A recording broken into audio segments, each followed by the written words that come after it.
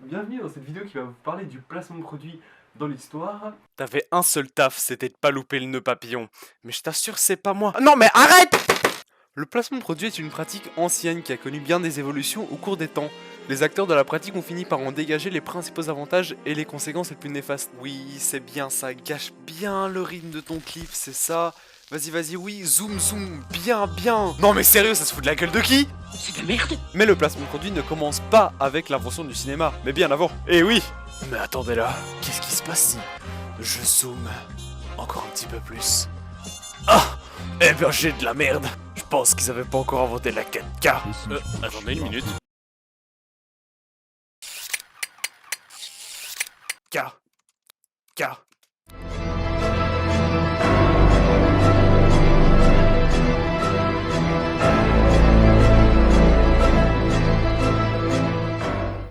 Inventer la 4K. J'aime l'humour, surtout avec du K. Bref, au 19e siècle, la pratique commence dans les milieux littéraires. Le placement de produit permet de resituer l'œuvre dans l'époque à laquelle elle a été écrite. Par exemple, si je consomme un produit de telle époque, on saura aisément le resituer et encore mieux s'immerger dans l'histoire. Oh là, mais attendez une minute, c'est vraiment dégueulasse ces effets spéciaux. Oh mon dieu, mais c'est vraiment dégueulasse. Ferme ta gueule les souris. Les placements de produits intégrés donnent plus de sens et de véracité aux œuvres. L'exemple le plus notable de placement de produits dans les œuvres littéraires est celui de Jules Verne, l'auteur d'une série de romans d'aventure et d'exploration. Il s'est lui-même laissé courtiser par les annonceurs. En effet, l'auteur va intégrer au fur et à mesure de ses œuvres différentes compagnies de transport et de navigation. Mais aujourd'hui, me direz-vous, le placement de produit est bien moins fréquent dans les œuvres littéraires, du moins pour des raisons pécuniaires. Sauf dans les romans ou les fictions où l'usage du placement de produit permet encore de restituer et de s'identifier aux personnages et à leur mode de consommation. La fin du 19e siècle et le début du 20e marquent le début de la technologie et principalement du cinéma, qui est aussitôt suivi de l'insertion de marques et de produits au sein des œuvres cinématographiques. Le premier vrai placement de produit reconnaissable par le public date des années 20. Dans ces mêmes années, la revue hebdomadaire de commerce américaine Harrison Reports dénonce déjà les abus des annonceurs et leurs pratiques du placement de produits. En 1927, le film Wings, réalisé par William Wellman, est le premier film à remporter l'Oscar du meilleur film. Dans quelques plans séquences de ce classique du cinéma américain, on retrouve des affiches pour une marque de chocolat. Mais attendez une minute, je me rends compte que le premier coup de pute marketing ne date peut-être pas de 1927, mais bien de 1896. Et encore, rien n'est sûr, ça serait étonnant que ce soit des fins pécuniaires à cette époque-là où les projections étaient encore privées. Mais regardez comment ce petit fils de pute place son bac à savon. Mais le placement de produit explose dans les années 40. La pratique devient alors fréquente et légitime et les exemples ne manquent pas. Dans les années 50, la télévision fait son apparition dans les foyers américains, alors qu'en Europe, il faudra attendre jusque dans les années 60. Mais qu'il s'agisse de la radio ou de la télévision, on constate que les émissions sont souvent sponsorisées par des grandes marques. Dans les années 60 aux États-Unis, les feuilletons télévisés sont appelés soap, soit savon en français. Ce nom vient du fait que les feuilletons télévisés avaient des partenariats commerciaux avec des enseignes spécialisées dans l'hygiène quotidienne comme Procter & Gamble ou bien Unilever.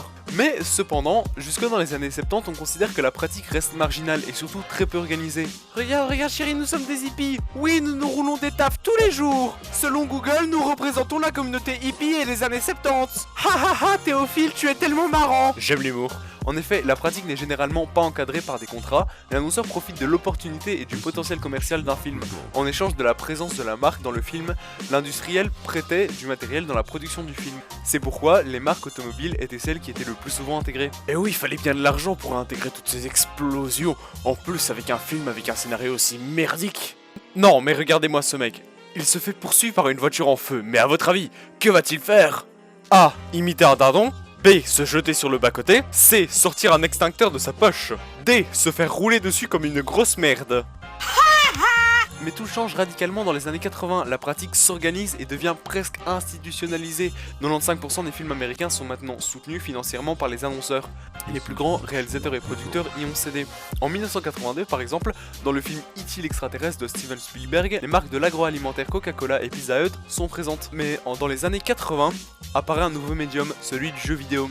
Les annonceurs trouvent ainsi le moyen de glisser leur publicité dans ce nouveau support. Les premiers exemples de placement de produits dans les jeux vidéo datent de 1984, comme dans le jeu inédit Biker Action.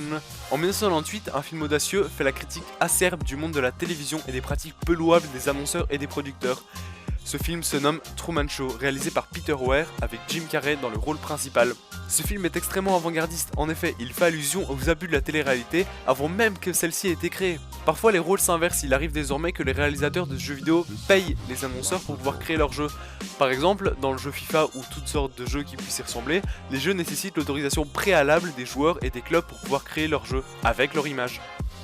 Et les années 2010 voient l'essor de nouvelles plateformes et de nouvelles manières de consommer, par exemple YouTube, etc. Mais pas qu'une seule manière de consommer, mais aussi une manière de percevoir. Au lieu de rattacher le produit à une histoire ou une personne qui est très souvent fictive, on le rattache à une vraie personne.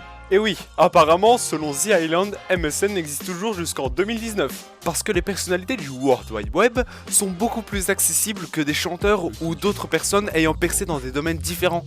Et c'est pour ça qu'ils ont peu hérité du fantastique nom de influenceur.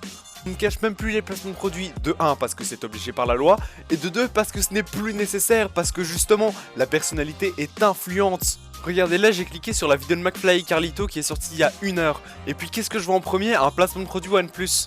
Je suis pas là pour critiquer les placements de produits sur YouTube, je viens juste dire qu'ils sont omniprésents et partout. Si bien qu'il y a des compilations de placements de produits NordVPN. Nom de NordVPN. NordVPN. Par NordVPN NordVPN que vous commencez un petit peu à connaître, j'ai l'impression, hein. Oh non, sérieux? Mais pourquoi un placement de produit est-il aussi efficace si la pub est cachée justement? Bah justement, le placement de produit apparaît comme une alternative à cette overdose de publicité qu'on a tous les jours, que ce soit à la télé ou sur les réseaux sociaux. Avec un placement de produit, une entreprise même modeste peut toucher des millions de téléspectateurs à moindre coût, mais forcément dans un cadre plutôt contraignant. De 1, le message est subtil et efficace. Quand les produits sont placés, ils s'intègrent dans une histoire de manière naturelle dans un univers non marchand. Si on parle bien évidemment d'une histoire avec un scénario, on parle pas d'une vidéo YouTube. Du coup, cette présence subtile de la marque passe beaucoup mieux qu'une publicité intrusive où le message obtient un plus grand impact auprès d'une audience plus réceptive. Parce que c'est vrai, par exemple pour une publicité, si on la regarde à la télé, on est en général interrompu dans ce qu'on regarde. Et pareil pour YouTube, si on regarde une vidéo intéressante et qu'on se fait couper par une publicité, on va pas forcément comprendre le message parce qu'on sera frustré. Et le placement de produit apparaît comme une solution à ça. Ah là là, une pub YouTube, heureusement, d'ici 5 secondes, je vais pouvoir regarder ma vidéo de mon youtubeur préféré. J'aimerais remercier tout particulièrement NordVPN qui a... Putain!